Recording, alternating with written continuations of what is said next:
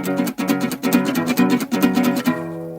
does that even mean, Bowers Game Corner? Hey there, YouTube. I'm back again today for another How to Play video, and today I'm going to teach you how to play the Monopoly Buy Everything expansion. This is for 2 to 6 players. Take about 40 minutes to play. It's for ages 8+. First thing you're going to want to do is set up the game as per normal, except I'm going to put up this chart right here as to how you're going to divvy up the $2,150 that you need to deal out to all the people. Next, you are also going to get all of these red back title deed cards that will represent different spots on the board that you can now purchase that you didn't used to be able to. You're going to take all the sale cards, you're going to shuffle them up, and you're randomly going to place 3 of them into that center slot right here. Place the rest of the cards in the back and place this roll die right in the center where everyone can reach it.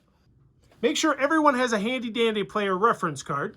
With that being said, let's talk about what's different in this version. On your turn, you're going to take a normal turn, except that if you happen to land on a place that normally you wouldn't be able to purchase, you can now purchase it. This includes chance, free parking, community chest, all of those spots. So the first person to land on them is going to have the option to purchase that spot, and it will be like a normal property that will have its own special set of circumstances that you'll have to deal with when an opponent lands on it. If you don't want to or can't purchase it, it goes up for auction. The other big thing to note about these title deeds is that you cannot mortgage them like a normal version of the game where you can get money from the bank. Instead, you have to trade them. The other big addition to the game is the vault in the center. How this works is you take a normal turn, but at the end of every single turn you take, you are going to roll this die right here, and one of 3 things is going to happen. First and foremost, if you get the green side, you get to purchase one of the cards from the vault, and these are super useful special abilities and potential ways for you to win the game, and we'll talk more about those in a second. Also, it's not mentioned in the rules, but for the game to actually work, you do need to replenish that slot once you purchase a card. The second option you might see is that you might roll a yellow. This means you get to discard one of the sale cards that's currently up here and put a new card up there. You do not get to purchase it, though. The last symbol you might roll is the red X, which allows you to discard someone else's sale card that they had previously purchased. They can, however, try and negotiate their way out of this, but your say is final. You can also just ignore whatever you roll at the end of every turn because these are completely optional, whatever you roll.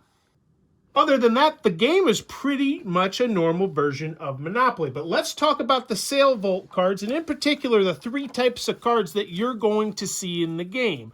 Red, green, and yellow. Red are going to be single-use abilities. You'll use the card, and then you'll discard it down into the bottom of the pile. Now, the yellow cards are persistent special abilities that you get to use over and over again. And then last but not least, the green cards are endgame victory conditions that only you have. And if the thing on the card happens, you just win immediately.